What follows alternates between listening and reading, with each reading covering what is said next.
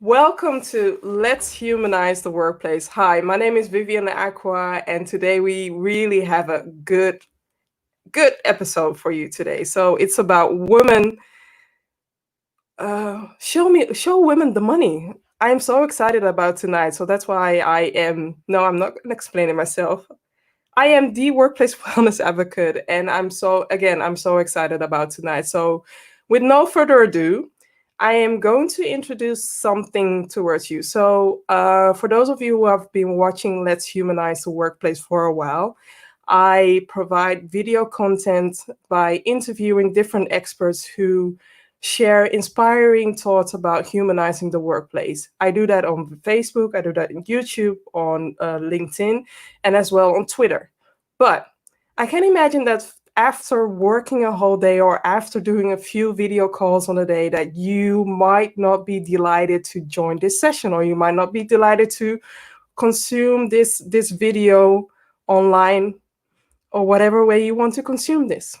So that's why I created something for your ears. Know that each episode, just within a few days, know that each live episode will be transformed into a podcast episode. So you can listen to this podcast while being in the car, or maybe on the move, or just doing your yoga session, or maybe your morning walk or your afternoon walk. Know that it's there. So Let's Humanize the Workplace is on iTunes, on Google Play, as you can see on the most familiar podcast platforms. So please listen to it. If you have listened to an episode, please share your love for this platform, because without you, I can't do this. So I will need your support and your effort regarding this. And I'm hoping that you can hear me and see me as well on LinkedIn, on all the other platforms, and just share the love, right? Share the love. No, also, so tonight's episode, it's about show women the money, all about narrowing the gender gap. And I'm going to have a conversation with Wies Bratby and also with Sasha Martina. And these two ladies are going to be fun. But before going to that, before adding them into the mixer, I just want to highlight something. And the way that I do it is just showing you a visual. So I wanted to share this post that Enid Brun had shared on LinkedIn recently about companies using the Black Lives Matter as a hashtag. And I would not be a workplace wellness advocate if I wouldn't address this, if I wouldn't speak up on this. And I'm glad that Enid referred this article to me, because it really amplifies what a lot of people are backlashing companies for, right? It's not about the hashtag. It's not about showing just only your support on social media. We want to see what you're doing. We want to see the changes what you're doing, because we are done with lip syncing. We are done with lip service, and we are done with companies that don't walk the talk. So I am urging the companies, I'm urging those who are in charge, if you're doing something, show that. Let your employees show that, or let your people show that, so that we see that you are really dedicating your efforts regarding eliminating racism in the workplace. That's what we want. That's what we all want. Another thing that I want to highlight is Vies already shared this morning a compelling image. This image says it all. It's a Black woman in front of white men, I think a white man board. And this question: describe what you bring to this company. I'm curious to hear what you see in this picture, or how does this picture make you feel, right? I just want to know what you see. So with no further ado, I'm going to bring up the guest speakers of today, and that is Wies. Wies Bratby. She is a former top lawyer and a HR director. And she is also, your function is also a chief, help me, Enthusiasm chief enthusiasm officer. officer, who is helping ending the gender wage gap and teaching women to negotiate the worth. The second guest is Sasha Martina, And Sasha is a Dutch entrepreneur with a mixed cultural background, and with her international recruitment agency, relocation agency, Bureau Zwart Wit. In English, it's agency Black and White. She challenges clients on diversity and inclusion in the office. Welcome, ladies. Thank you. Hi. Super exciting to be here. And thanks for inviting us. Yeah. Yes, welcome. And I'm going to ask the first question. What is your connection with humanizing the workplace? And I will start with Sasha. So I started my career in recruitment. I started in a recruitment agency, and which was sort of a guess because that's not what I was educated for. But in that time that I finished my my education, there were almost no jobs available because it was 2008, and as you all remember, we were full on in crisis. So some people in my network said, you should work in recruitment. You're really good in, you know, bringing people together, connecting people. And as a recruiter, that's, I think, the best gift every day, that you can make life a little bit better by giving people a new or better position. And with humanizing the workplace, which is something that sort of comes naturally when you are in an HR team, especially in my case, because you're always on the ground in the teams, and you see everything, you hear everything. You are automatically like a trustworthy person for a lot of people in the office because you're far enough from the director level, but you're close enough so they can trust you.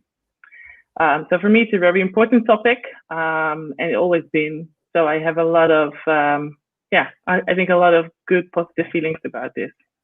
Thank you. And Wies? I love the term so much. Can I just say that? Can I applaud you for using this tagline? I think it's so incredibly important and so helpful. So my connection to it, I would say, is that from my very humble beginnings as a lowly lawyer, in kind of, you know, lowly beginnings as in the workplace, I found that it's incredibly important to what I call bring your whole self to work, to be in a place where you feel that you can be yourself and that all the pieces that make you, that make you unique, that make you the wonderful, awesome human being that you are, right, are not just, as I always say, tolerated, but they're celebrated.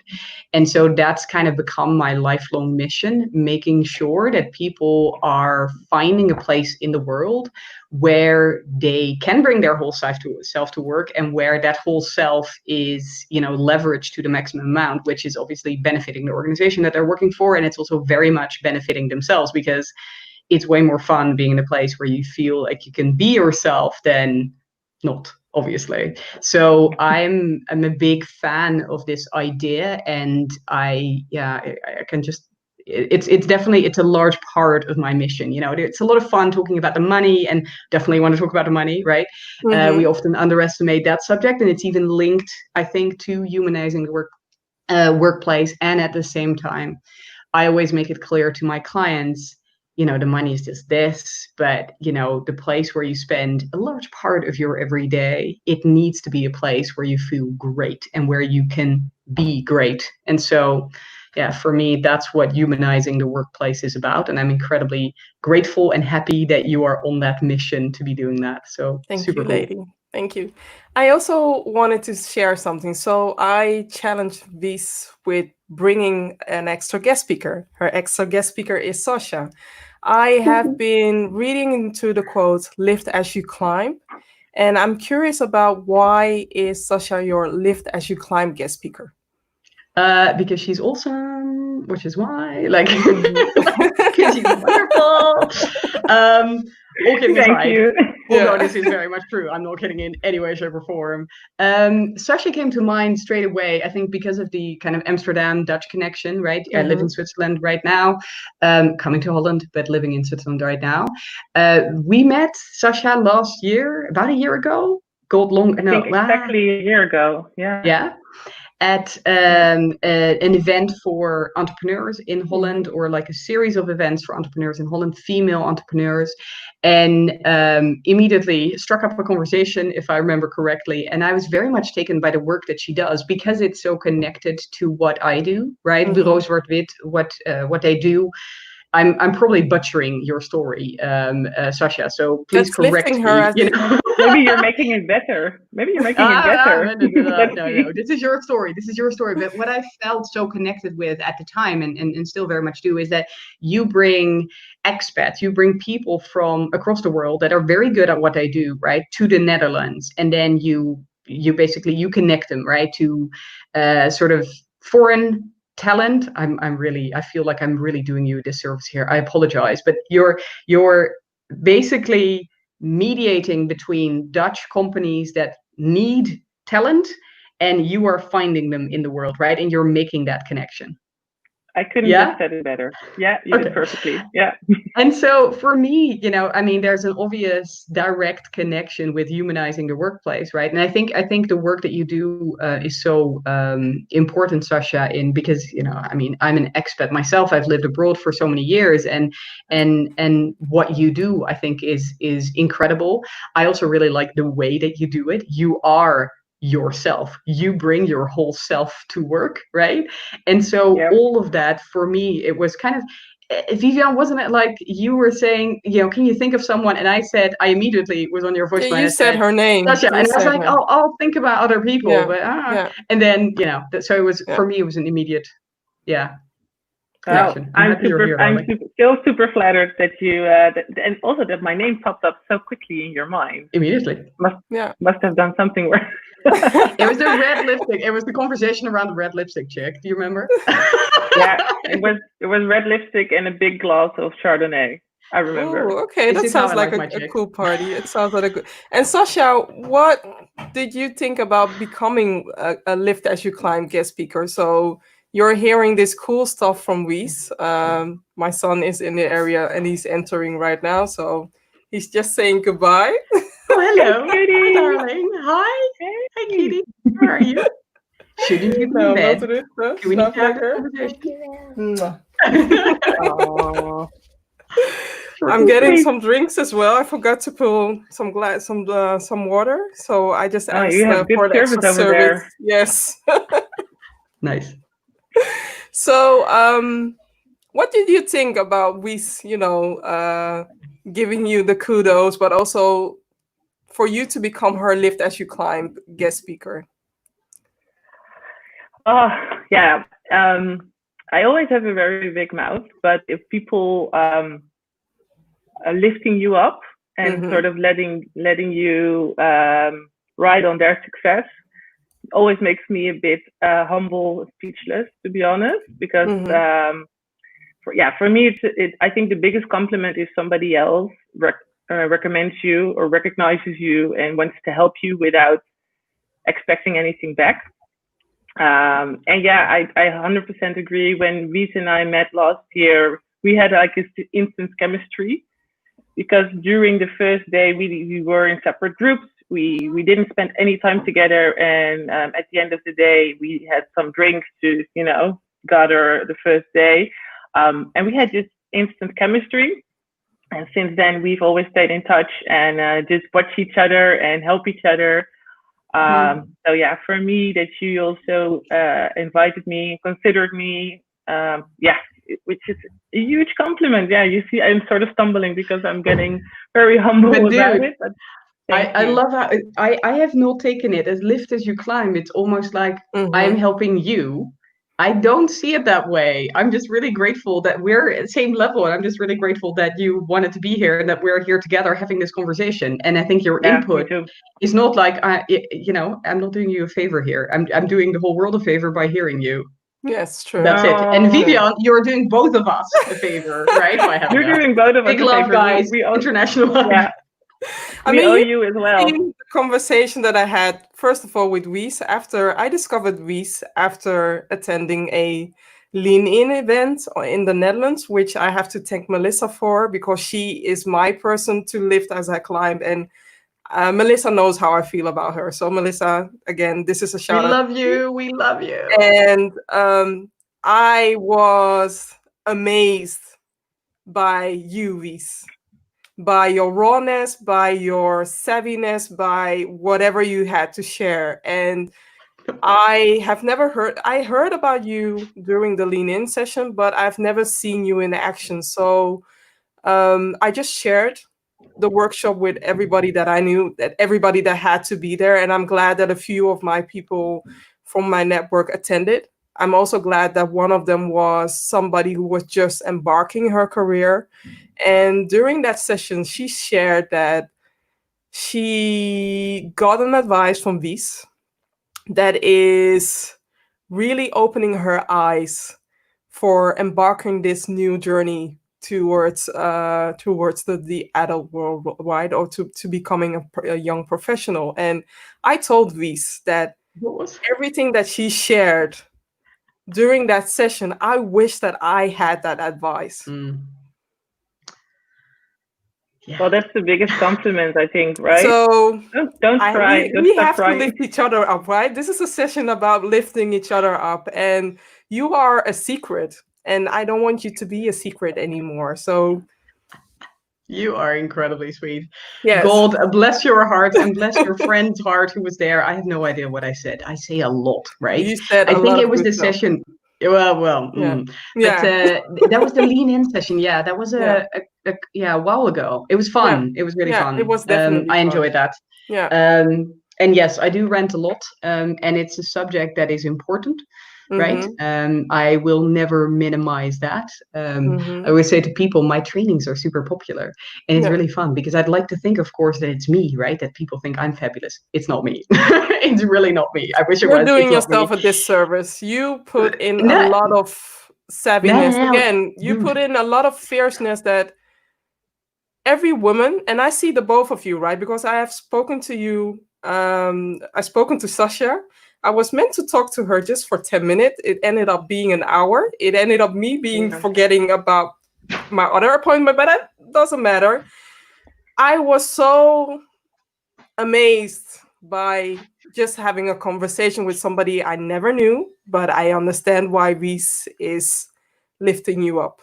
I understand. And I told you that you're both an amazing woman. So thank you for this. More hugs. Thank you. Yay. Virtual hugs. Okay, let's get to the nitty-gritty, right? Because a lot of women are really anticipating for this conversation, and I'm curious about what your barriers are. So maybe each of you can share the barriers that women face when negotiating. I'll start with Sasha. Yeah. Well, I think the obvious barriers a lot of times are for a lot of women assumptions. People assume that once you, become a certain age, or after the age of 30, 35, you're not that eager to climb anymore, or you're more focused on starting your family. And then automatically people assume from the moment you start a family, you're not interested in climbing or promoting or even like entrepreneuring like we are. And I think because of assumptions, a lot of women are scared because they assume, their managers assume they will never go for it. So that's, I think, one of the biggest ones. And what's your second one? Oh, second two for me. Yeah.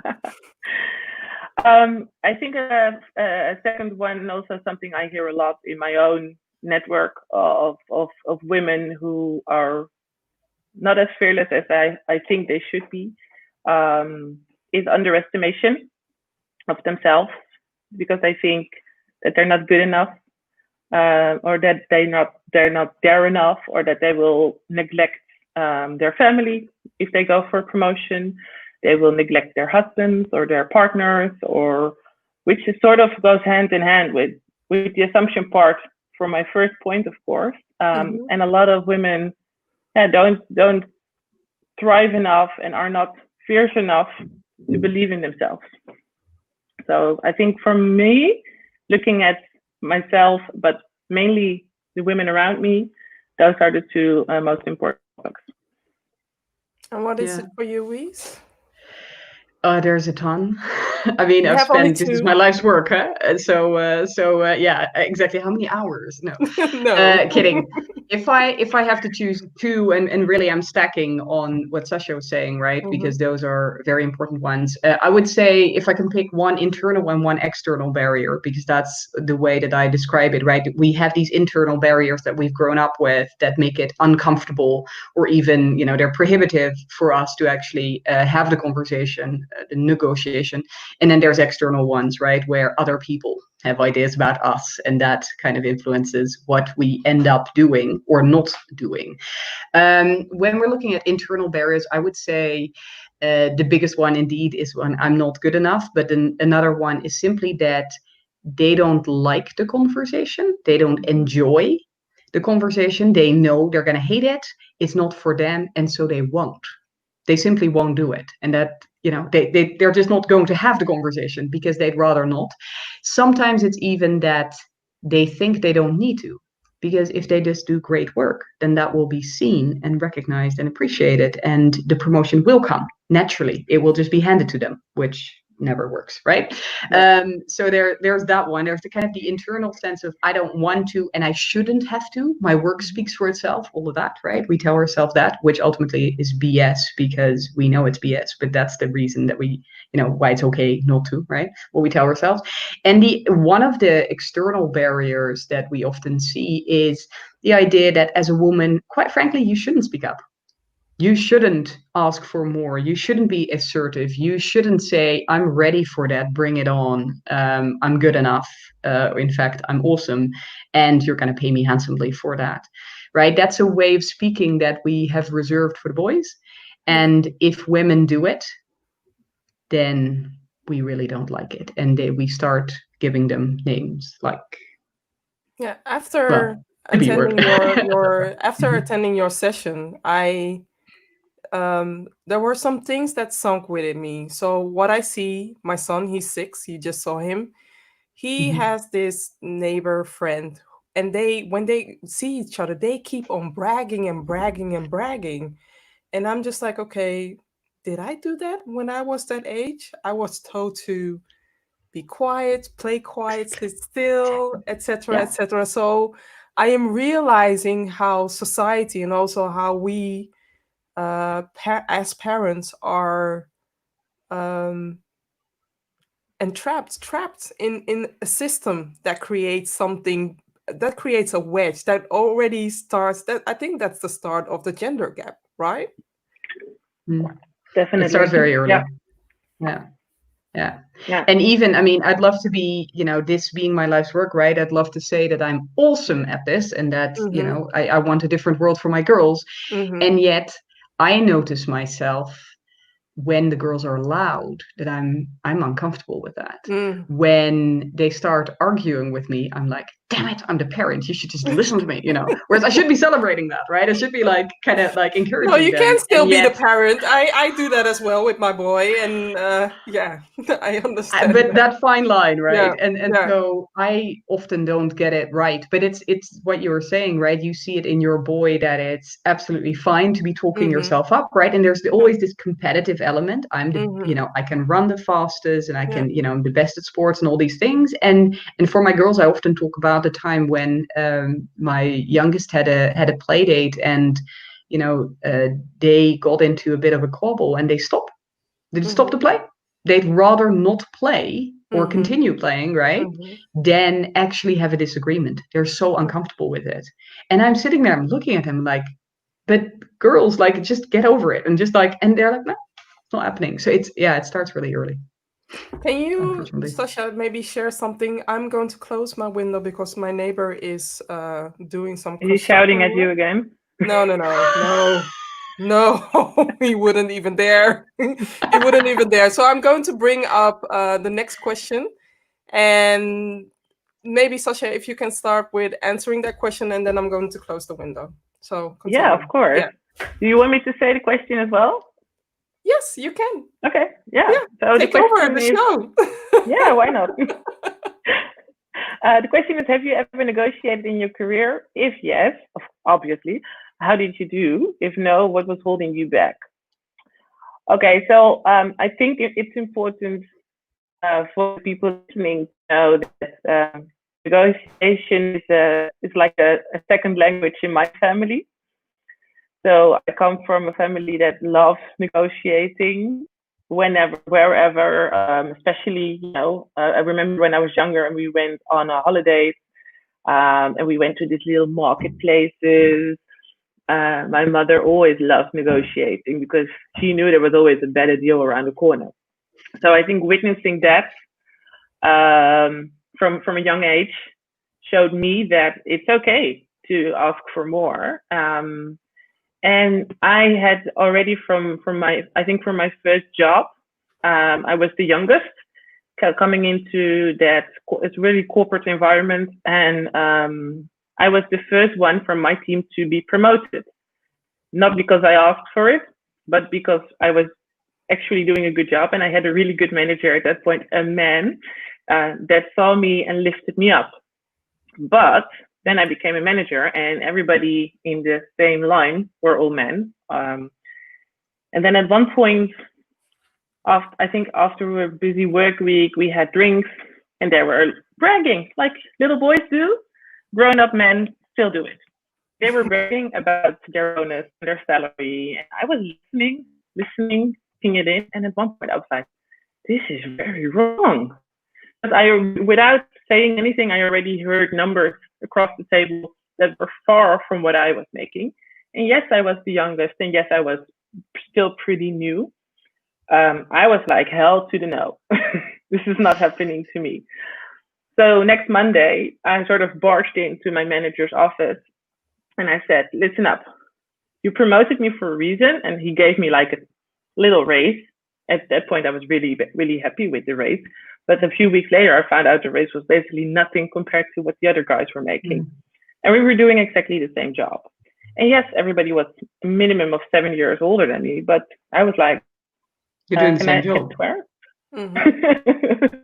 Fuck it. Yeah. I'm doing the same job.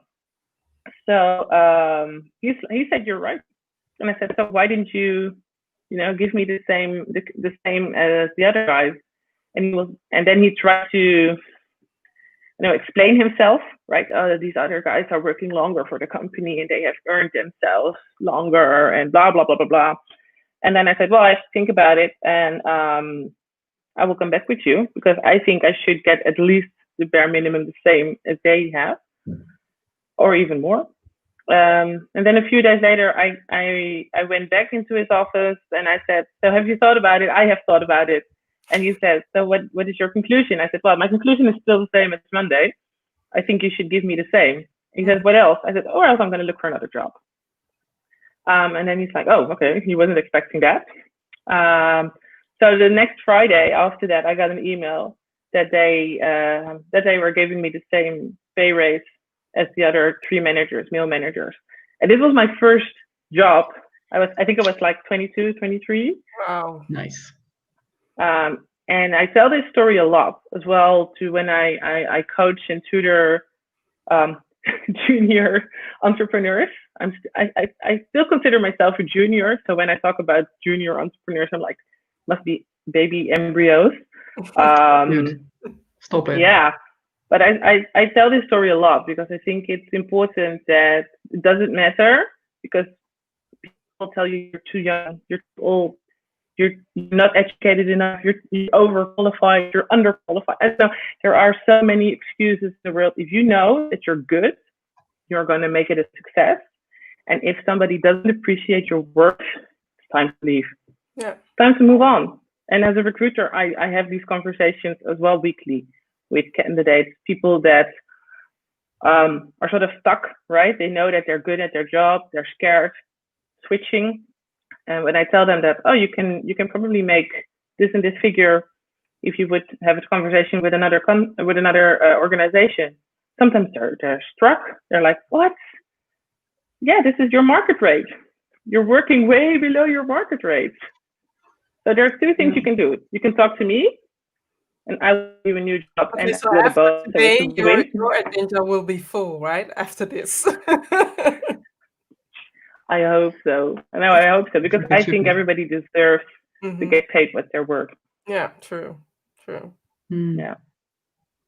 Now I'm you're so happy curious. to hear this. I think you're Dude, curious like, well done. about me. To start, when I started in my career, I was just happy to work at a company, and I started at one of the big accountancy firm. Those of you who can look at LinkedIn, you will see who. But um, to be honest, I still stand with the thing that I wish I had known about this magical way of doing your negotiation, because I didn't negotiate for my job at the time, because um, being no, I'm not going to use it as an excuse, but I was raised to be humble, and I was raised to be grateful with whatever Exactly. thing that is being offered. I was And it was an honor, undoubtedly, working Yes, there. You were it just was grateful honor, for the chance. and it was good for the name. It was good for me, and being raised. My background is Ghanaian, and being raised in a Ghanaian culture, you don't talk about money. You don't raise. You don't stand up for whatever it is that you feel right, because you don't want to fear for maybe not getting the job or not being there. And I regret it. I regret it.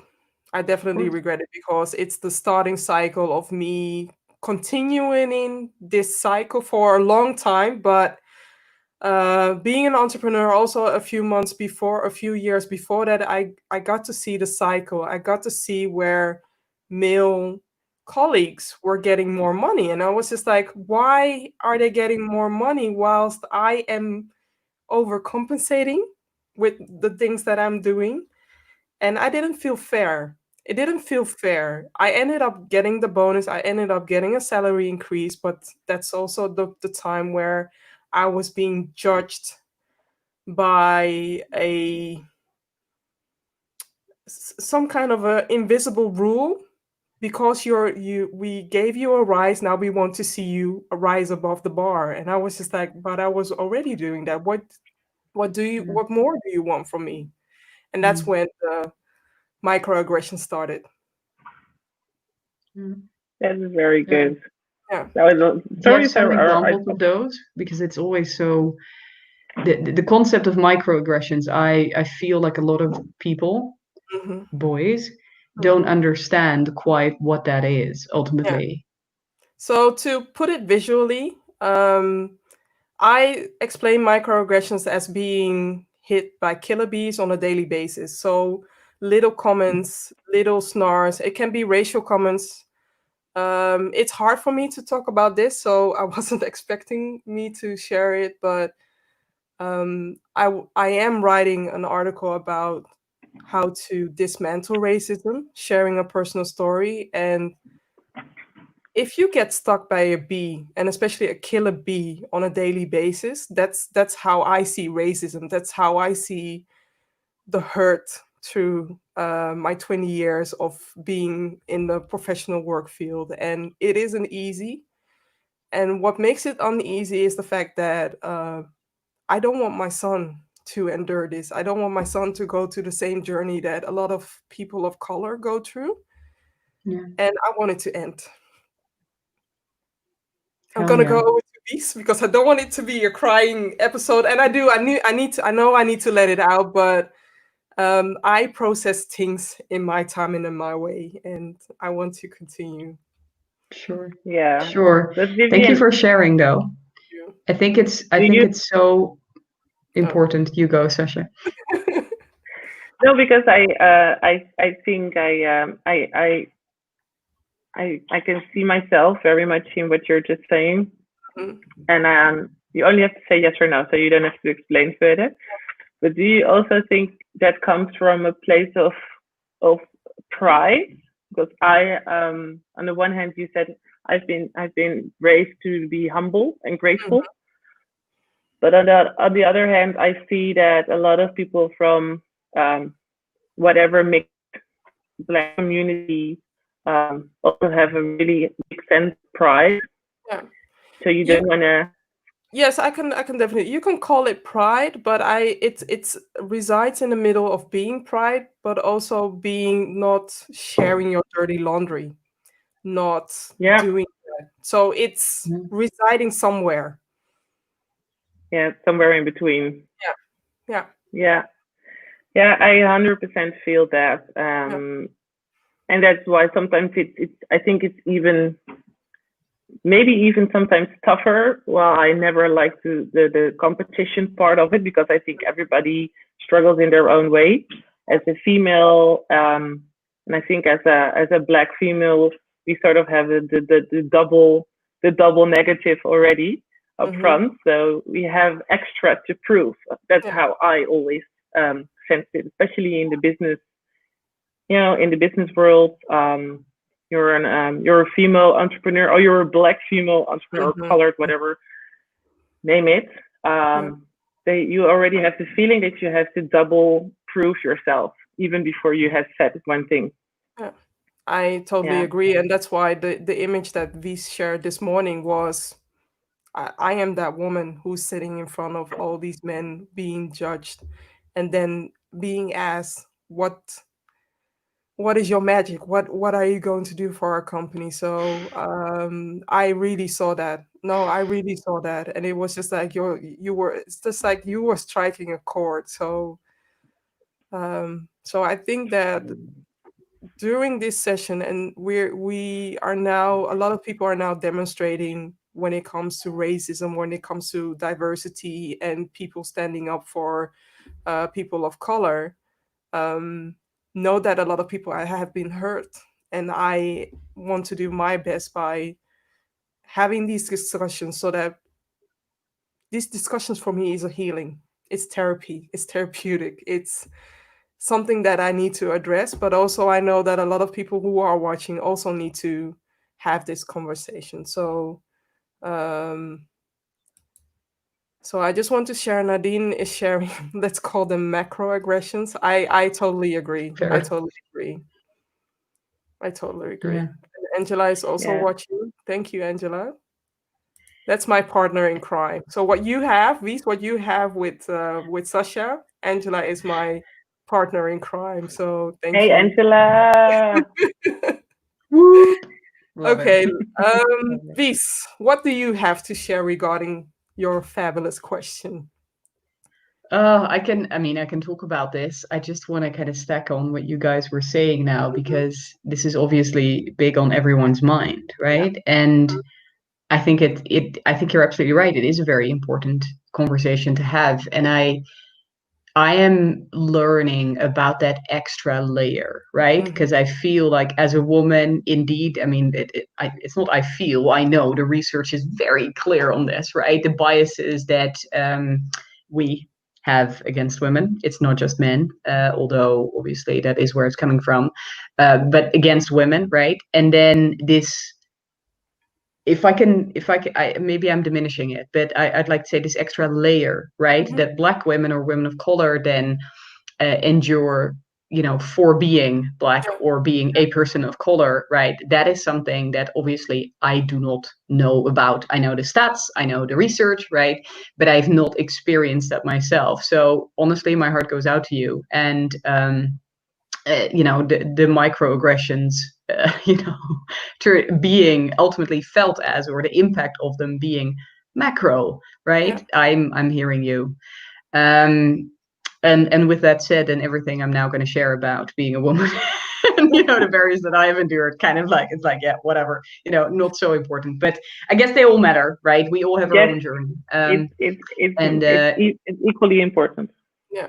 Well, Totally. yeah, I mean, it's not some kind of comparison game, right? But I am learning as we speak, right, with the whole world, I feel, at least the whole white world. I am learning, and I have been learning in these past couple of weeks more than I have in the years before that. Well, I see you. Although through my Oh, clients, I have to mhm. say, through my clients, right, I have a fair number of Black clients and women of color, that I've seen some of this and learned some of this and heard some of this and experienced some of this, right? So I'm not totally clueless, but baby steps, and I'm starting. I'm doing the work. from my side, which is a long process. Anyway, coming back to the question, what have I negotiated, right? I'm always asking this to people, and everybody always expects that I have been doing this my entire life. I think one of the reasons why I focus so much on this and why it's my obsession is because I famously did not negotiate my very first salary. I was obsessed with the subject. That's why I went to law school. That's why I became a lawyer. Negotiation really was my thing. But it didn't even cross my mind that I should negotiate my job offer. I was like you, Vivian. I was just really, really proud that I'd been asked by the best law firm in our country if I could work for them, right? And it was an amazing salary as well. And so I really didn't feel like there was anything to negotiate. I was just grateful. I was going to show them, and then the money would follow. And then, of course, I started, and after 6 months, found out that all of my peers who started at the same time were making more money than I was because they had asked, right? Not even because they were boys, but simply because they had asked. And so I realized I'd made a terrible mistake. And it kind of went downhill from there. I mean, I'm now making what is a fairly complex situation. I'm kind of putting that into a couple sentences. But what ended up happening was that I just did not feel like people were seeing what I was doing. And we were talking about humanizing the workplace, right? And it being my obsession of having people work in the best place for them. That place was not the right place for me. It was everybody else was very different from how I was and who I was. So it was the start, not having negotiated that first time was the start of a downward spiral that ended up with me leaving. I didn't negotiate. Do that, right? Yes. They eventually leave, and hopefully they negotiate the next time. So often they don't. So the pattern I see is that they don't. Right. And what I feel is almost more problematic is that they don't even try in the company that they're leaving. So rather than having the difficult conversation as kind of a last ditch attempt, right, to make things right, they don't even bother. Yeah. Right. They don't even try. And so who knows, what would have happened if they had the conversation? Ladies, I have a question. I think that we are going over time. Do you have 20 minutes to spare? I do. I do. I am going. Yeah, I'm not cool. I don't have plans on my mind. So another thing that I want to mention, because I do feel in a way that managers can play a part when it comes to negotiating, and that's why I'm asking this question. What can managers do to support women in the workplace when you consider that with negotiating? Tasha, do you want to have a go? Yeah. I'm sure you have experiences. Yeah. Yes, of course. I have a whole list of what you can't choose. Love it. This is just question 4. Yeah. So number 1, for managers, I think some things sound so obvious to me, but I know on a day-to-day basis they're not obvious for a lot of people. Is notice and embrace your talents, especially give them a stage even when you don't need to. So a lot of times it's always the same people that shout in the room if it's a topic that they are, experts on. And maybe somebody else in your team or as a manager, that somebody else is really good in a certain expertise or certain topic, but they always keep quiet. And because you talk to them on a regular basis, that these people have other special talents as well, but they're just shy or humble or whatever they are. Give them that stage. Instead of you bragging again about how awesome you are, just tell them hey, I think you told me a few weeks ago that you also had experienced this, right? Or no, you told me that you are an expert in this. And then give somebody, I think a little bit like we do, lift as you rise, give somebody a stage, because some people are really scared to ask for it or to demand it themselves. Use women as a positive example instead of always a negative example, which happens, I think, way more often than a positive example. So pick the women in your environment or in your team that are killing it as moms and work colleagues, and also being just nice, pretty, social people and show them as the success story instead of always the same. Well, there's always one or two people who are the success stories, and there's much more success stories in a company. So give them a stage as well. And then my final point is to encourage people in your direct or indirect work environment to aim higher. And sometimes it's just with baby steps, because a lot of people ask me, and I think Wies, you will have the same thing. It's like they will ask you, how do you do it? Like how? They hear the things you do on a day-to-day basis, and they sort of always compare themselves. Sorry, my earplugs are.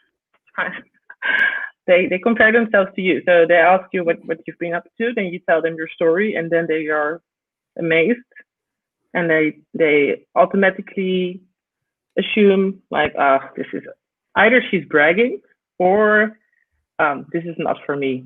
And I always tell these ladies, like, if it's working for me, it doesn't have to work for you. But I think there is probably much more that you can do than you consider yourself at the moment.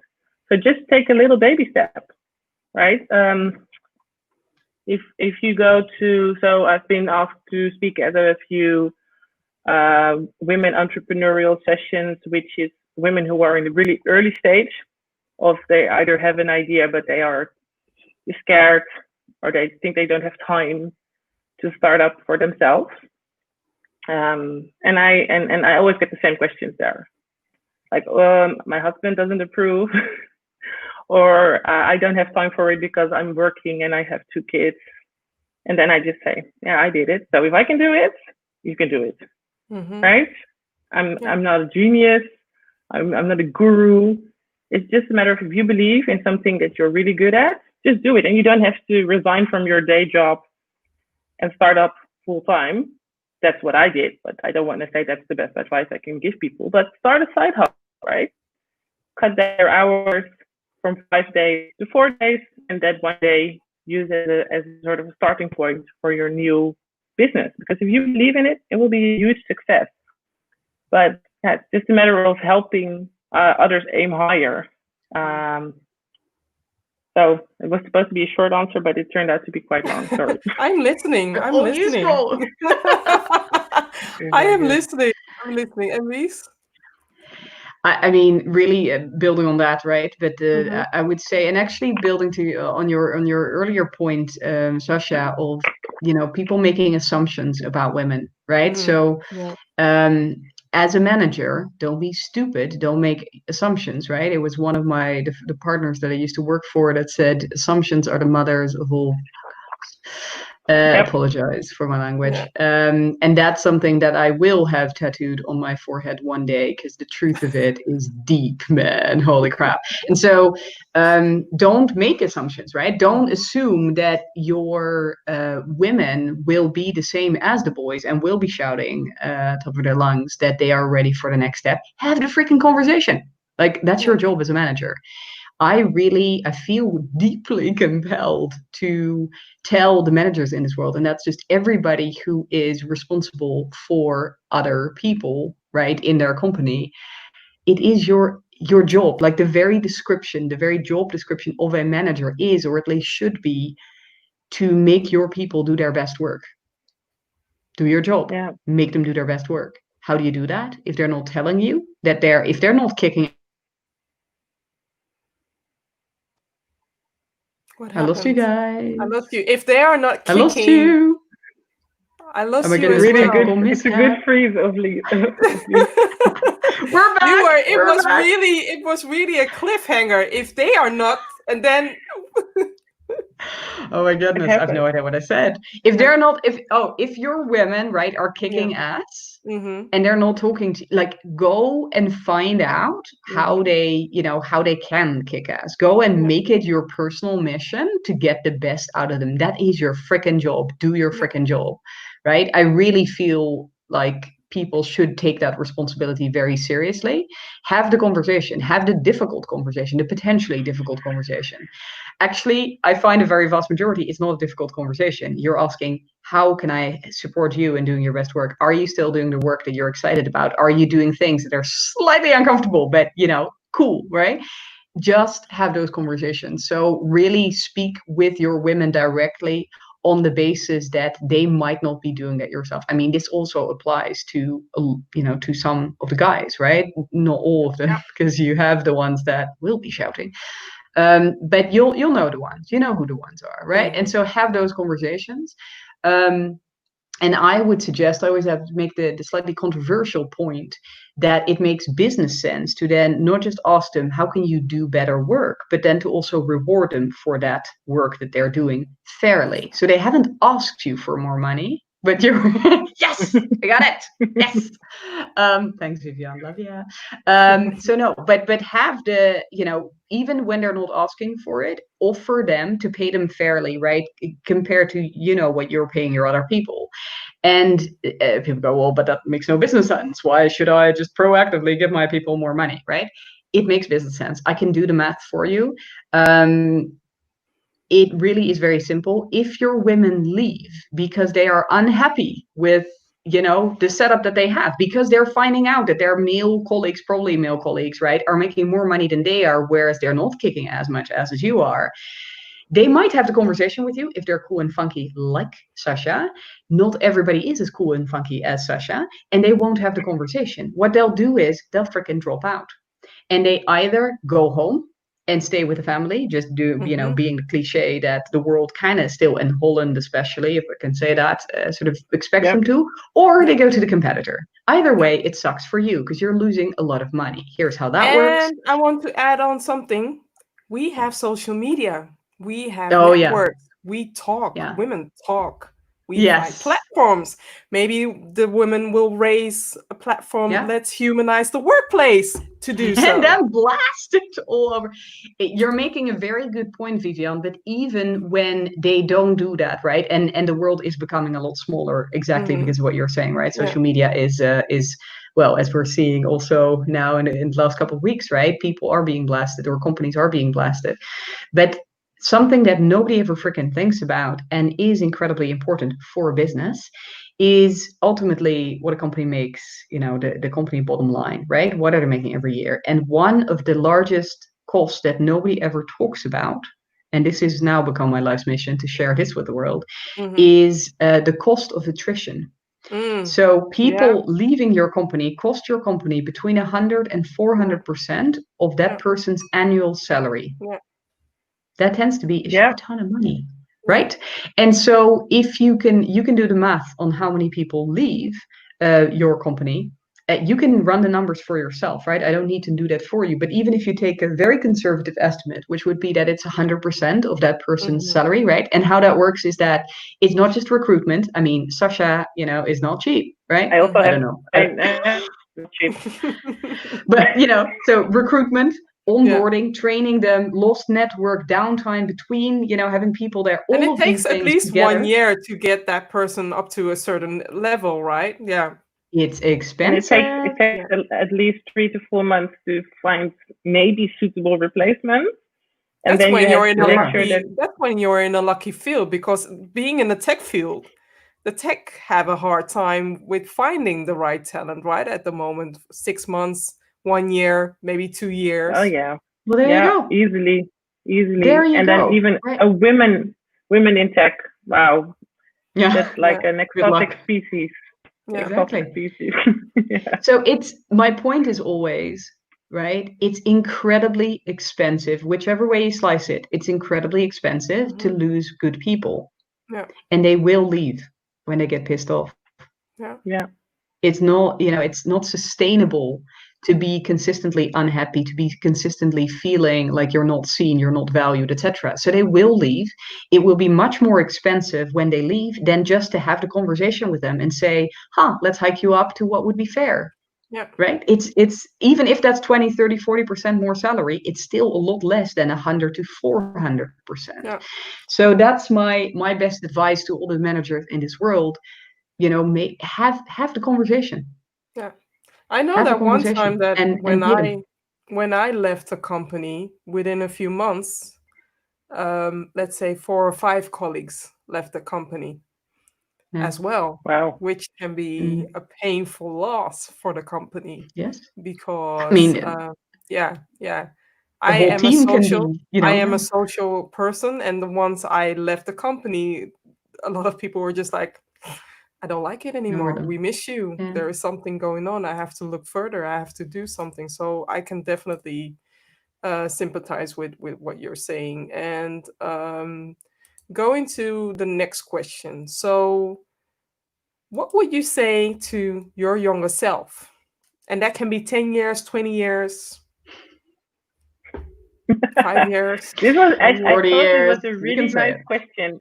This was a really nice question. I'm going to steal this from you Mm-hmm. for interviews with candidates because I Mm-hmm. think it's a really good one. What I wrote down for myself was work smarter, not harder. Yeah. Because I also had a few years back in the early days of my career when I thought if I just work longer, more, harder, then they will notice. Yeah. And still, I had the big blabby mouth of asking for more. But at one point, you also need to consider like, is this the right time? Is this the right environment? Especially when I just switched jobs and I noticed like, oh, this is a very different energy, very different environment.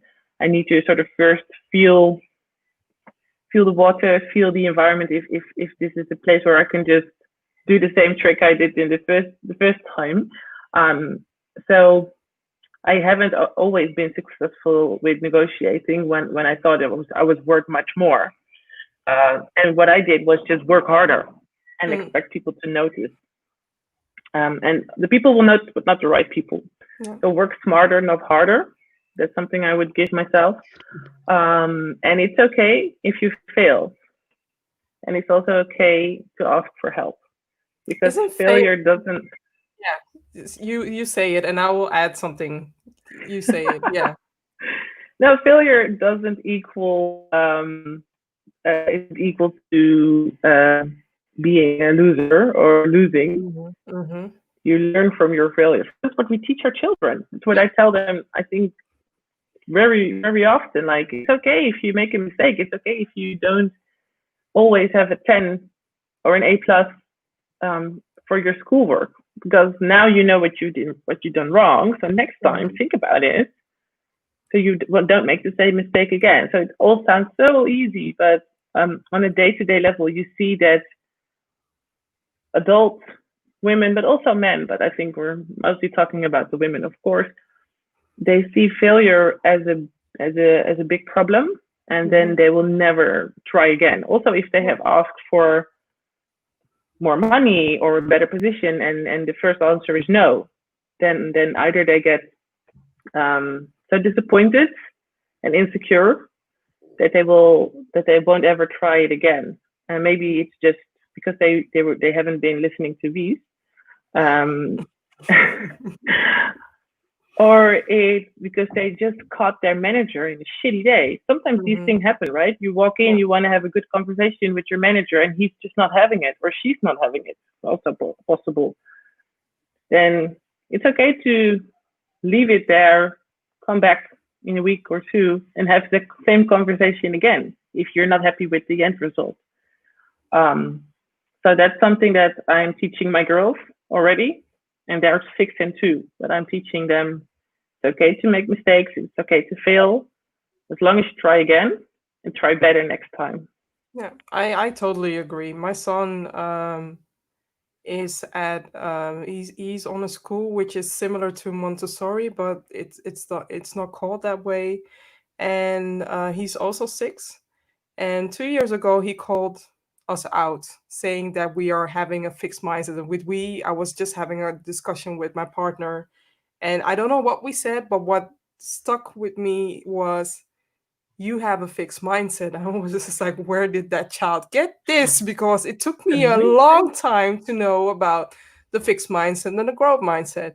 Ever since starting from kindergarten, starting school from day one, they are teaching the children every year. They are upcycling the growth mindset, the fixed mindset, allow to see your mistakes as lessons and activating your growth mindset. So the thing that I do here at home is when he doesn't feel like doing something, for instance, cleaning up his room, I say it's time to activate the growth mindset. He doesn't like me for that, but I am activating the growth mindset and it works wonders. It does work wonders. So we as adults need to learn about the growth mindset instead of talking about mistakes and failures.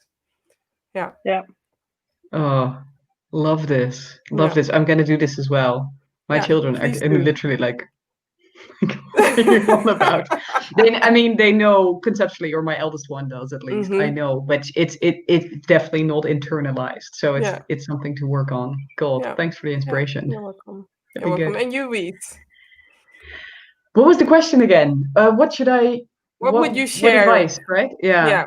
I thought about this, and I thought I kind of took it back to the start of my career.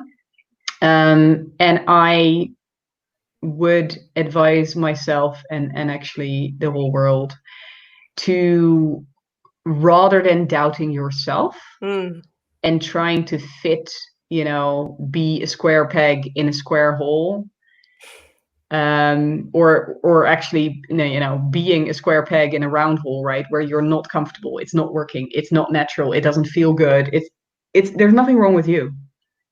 Right, potentially, but most likely there's nothing wrong with you. Potentially there's nothing wrong with the company that you work for.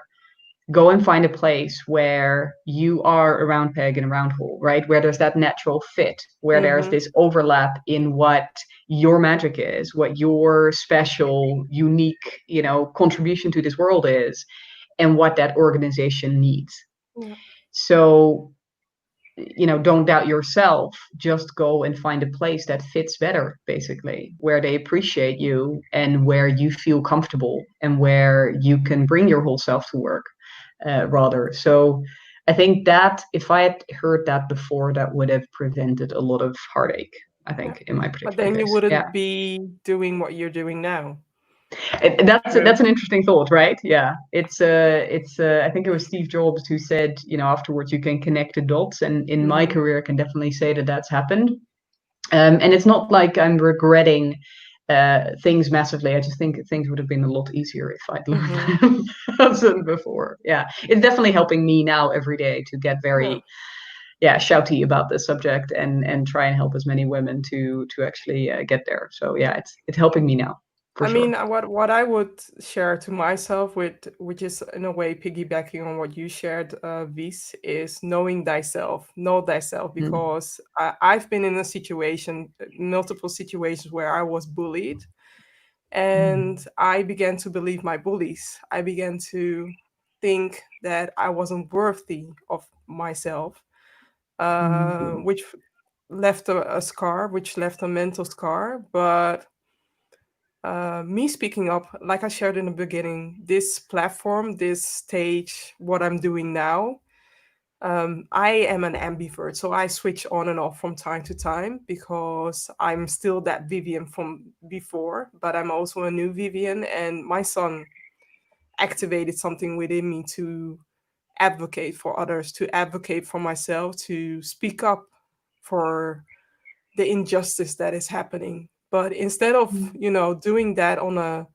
negative basis, I am doing that on a positive base. But knowing thyself and know your values, know what you stand for, and really figuring out, this is my line, don't cross that line, so that people know where you stand. And you can still be human about it without, losing yourself or losing your integrity. This is where I stand now. I'm speaking up. I'm speaking up for those who can't. I am doing my best to at least bring more positivity in the workplace and just plant some thought seeds in people's mind to do their best when it comes to that. Yeah. Oh, love it. And thank you. Thank you. Thank you. I do have to shout out Nadine. Nadine, I hope that I really like the fact that you are joining this session. And yes, I totally agree with you as well. I have time for 2 or 1 question. I'm just looking at my panel members. I'm good. I'm Free here. as a bird. Free as a Okay. bird. I just shared something about my son, and as we are all parents, what can parents do to narrow the gender pay gap? And I'll start with Wies. Yeah, start them young.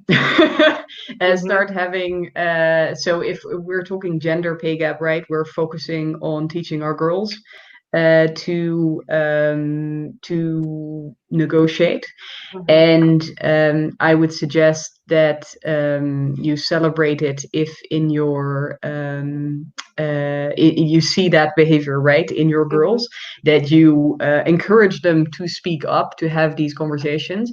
And also, I would say, you know, when I say start them young, I really mean it, because my shout out to my friend Mara Harvey, who has been writing about this subject for a long time, about girls and where they get their financial sense, and where they learn about money, and where they learn about worth, and where they learn about all these things.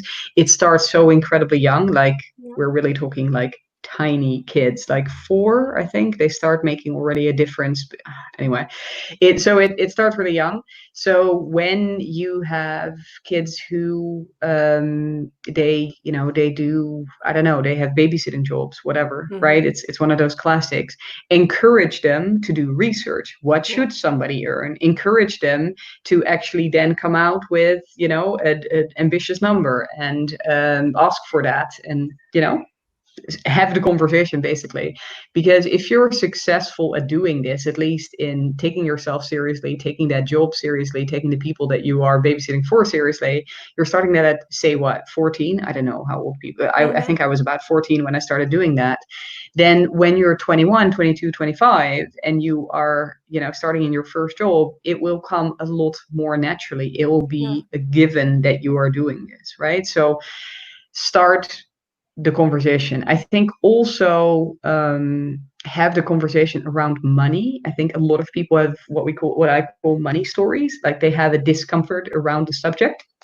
I definitely come from a family where we didn't talk about this, and it was not cool, and right? So uncouth to talk about this. So once you have normalized, or you sort of, you know, the healthy relationship with money yourself, I think this becomes a lot easier. But then make sure that your girls, also your boys, of course, but your girls especially,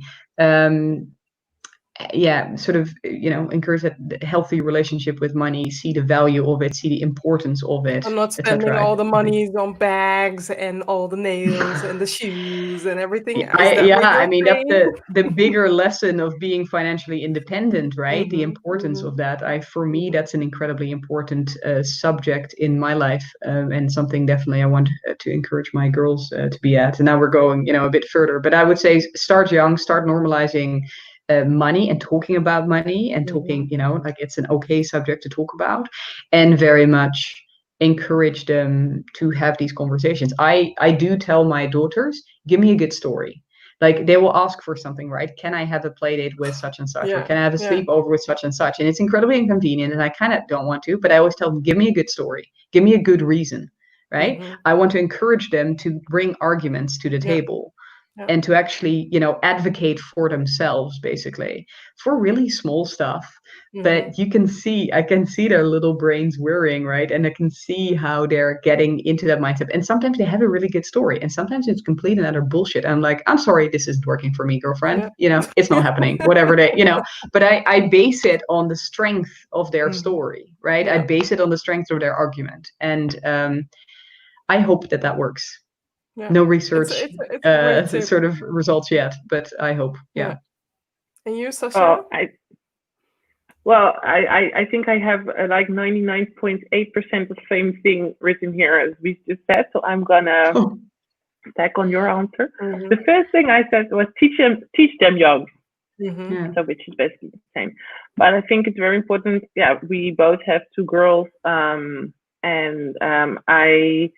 I think from the age of 3.5, 4 years old, my oldest one, I started explaining her the value of money, like, because for kids, things are naturally right. You open the tap, water pours out, and that's free. Or right, stuff like if you put on the washing machine, it just works. If you put on the lights, it just works. And then I tried to explain her like, nope, mommy gets a bill for that every month, and that's why I work so hard. And you know why? I like to dress my girls nicely. I like to dress myself. I always have my nails done, my hair done, and I don't have to thank anybody. And that's what I always tell them. Like, make sure that you can do whatever, and make sure that you are the one that earned the money, and that pays for it. Because you only have to say thank you to yourself. And I also do this a lot of the same things that Wies does with making them think on something that they want instead of just asking for it. They sort of need to, I don't want to say earn it, but at least come up with a good argument on. Yeah, but it is a way of earning, right? It is. Yeah.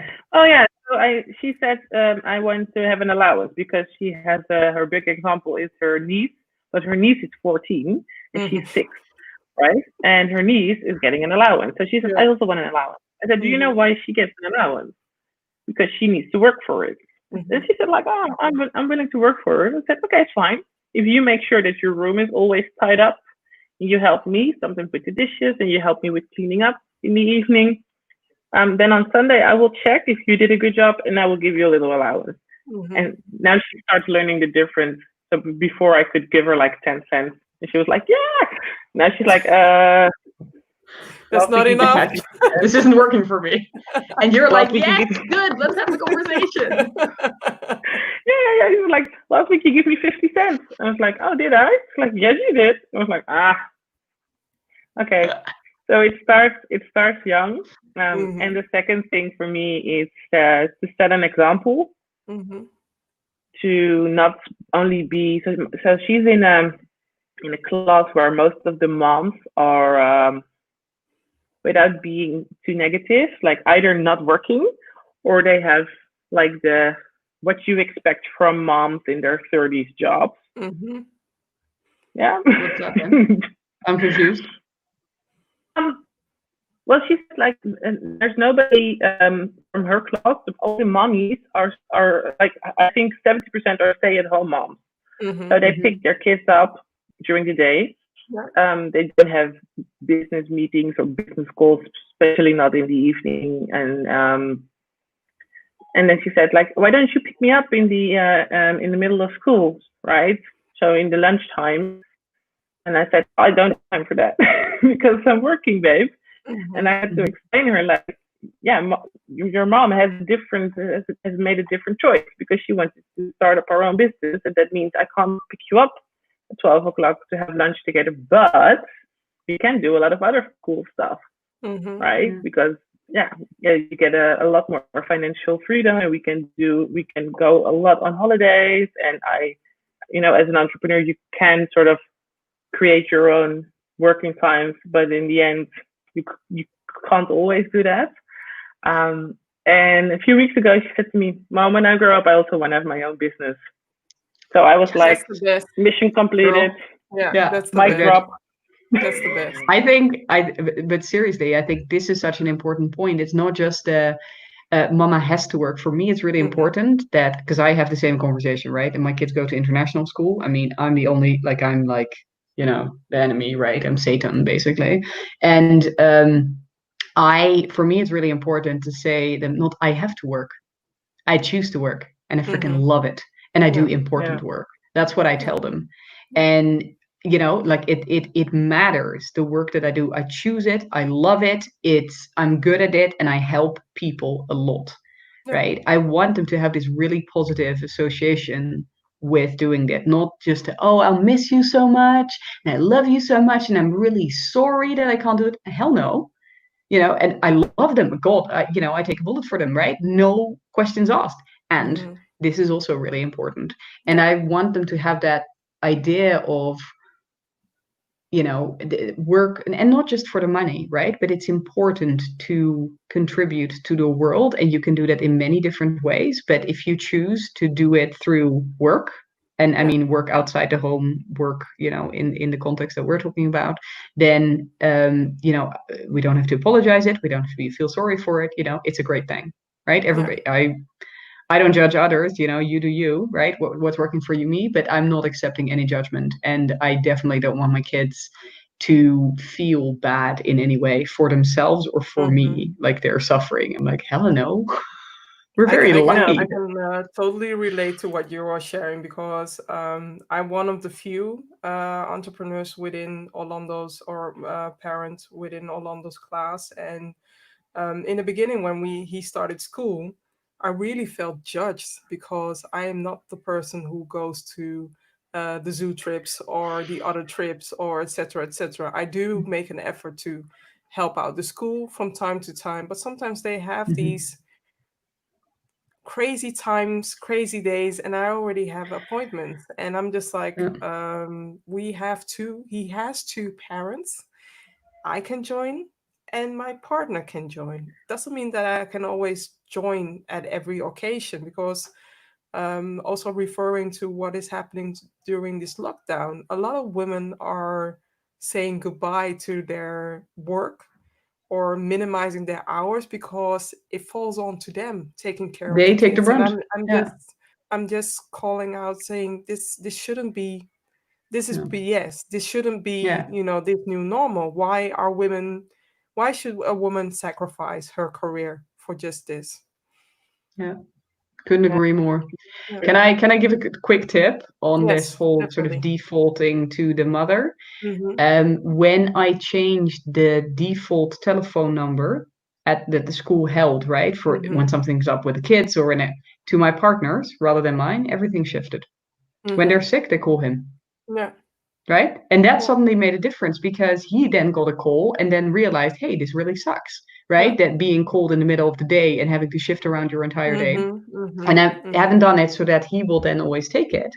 But it's meant that he now had to fix an issue that before, for many years, I had to fix. Why? Because, I make a really big point of... Exactly, right? So you have to actively fight that. But really, that small change made a lot of difference, because and a lot of women a lot of women are being penalized for picking up their kids, or there's something wrong with the kids. I've even heard a story like, you have to pick up your son, or you have to pick up your child too often. And I don't know if it's working with us. And I'm just like, what? Yeah.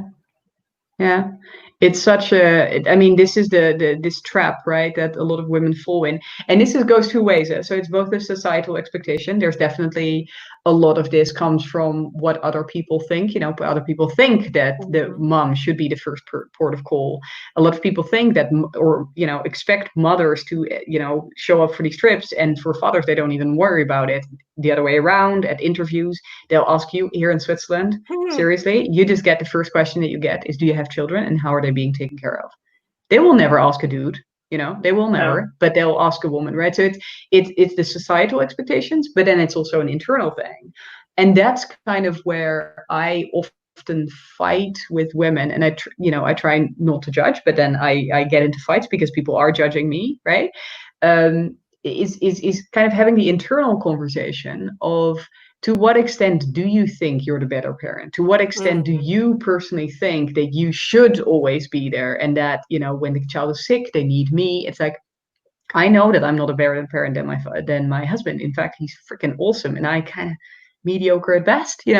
Even saying that is very controversial for a lot of women. How can you say you're only mediocre? I found it incredibly relieving when I could say that. I'm good at a lot of things. Parenting, I'm doing my best, but can't say that I'm scoring here.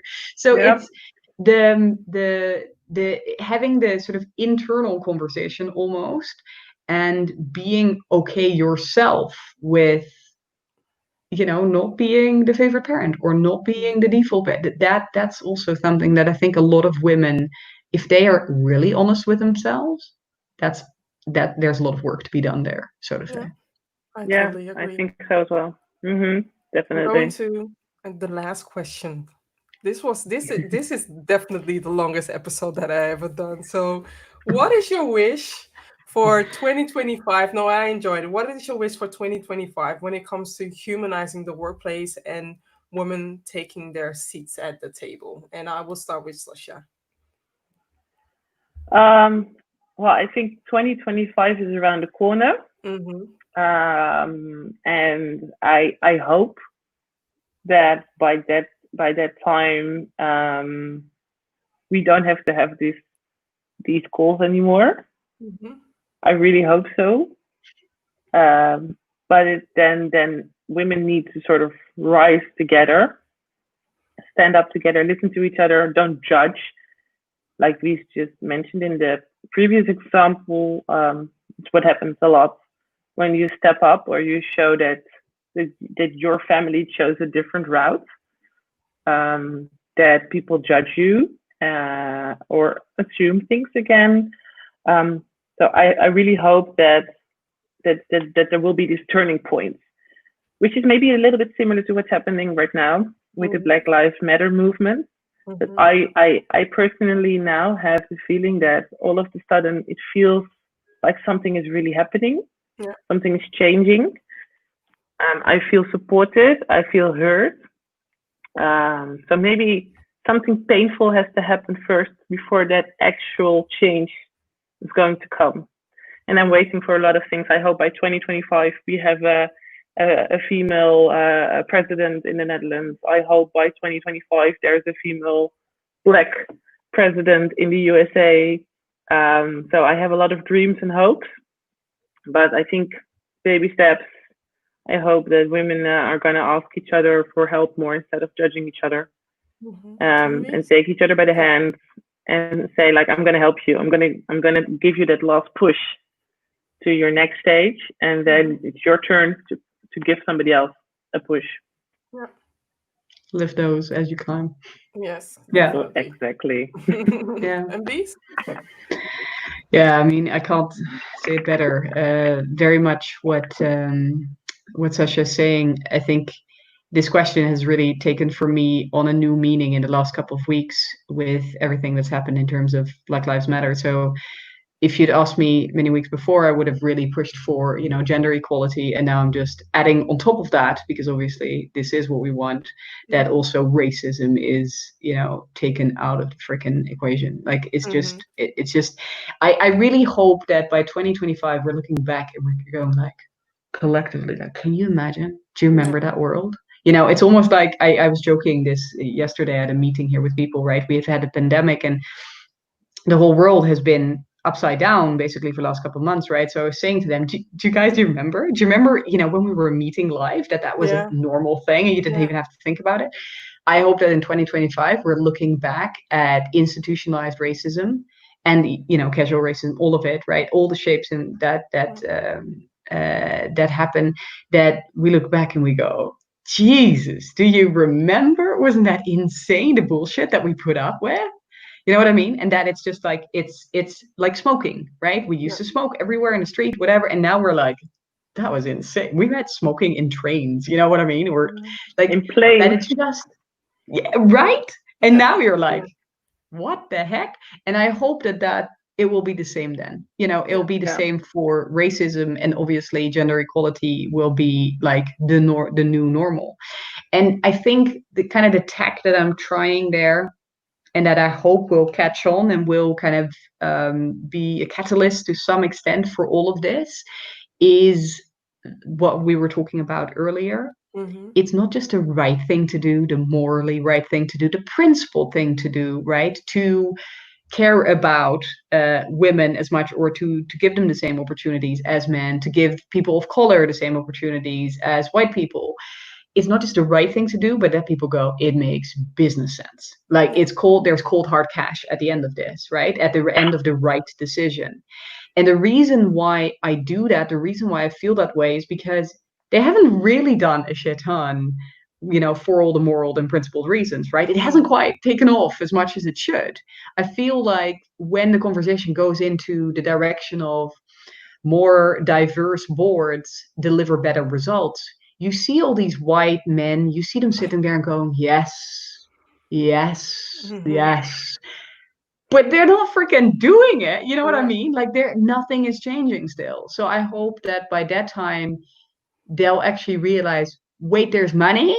Ah, yeah, now we're listening. Yeah. Right? I But mean, have it be that. with Mhm. what's happening now, so we have the lockdown, we have a mutual pain which is felt internationally, and I think Mhm. that's also the reason why Black Lives Matter has been amplified across the world, and the world needs to listen. The world has no choice but to listen. So my hope again is to inspire those that really are open about growing their mindset when it comes to equality, when it comes to diversity, and when it comes to inclusiveness, because we need that. My son needs that. I need that. I need that. And we need that. We need that. That's the We only way all to come. need Yeah. his learning of activate your growth mindset. All Yes. of us need that. Yes. That's You the need to theme for interview tonight him for in me. a Definitely, podcast. definitely. No, I will share Let's the get video. I have a Dutch video of him explaining why what the growth mindset is. So I will share that definitely with amazing. Please you. add that. But Yeah. I am very proud of having this longest conversation. And I mean, last week Sasha I already warned warned me you. about the fire. She warned me about, okay, this is going to be epic. And it is. It is indeed epic. I really enjoyed the conversation. I appreciate you ladies, and also know that you are planting thought seeds within people. You are planting thought seeds in their mind. And I can only express my appreciation for that. So thank you. And I thank am, you for your platform and amplifying our voices and yeah, the very important messages that you have. Thank you for doing that. thank you. Yeah, and thank you so much for taking time, spending time with us. And sorry, it took almost twice as long, No, but it was I don't twice as mind. good. I don't It was mind. twice It's as twice good. as good. Yes, There is so that's what much we're there to remembering. share. And I also want to highlight next week's conversation. So this is the only conversation that I'll be holding for this week.